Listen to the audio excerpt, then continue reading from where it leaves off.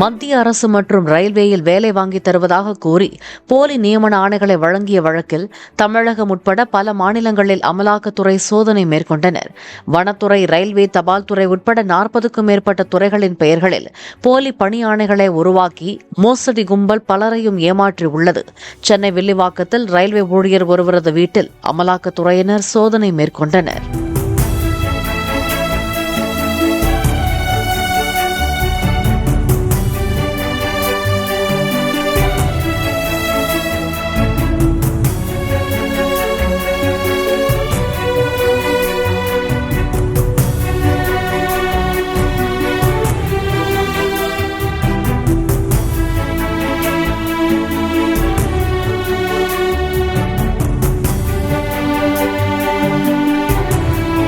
Play store மற்றும் app ஸ்டோரில் இருந்து பாலிமர் செயலியை QR கோடு மூலம் பதிவிறக்கம் செய்யுங்கள்.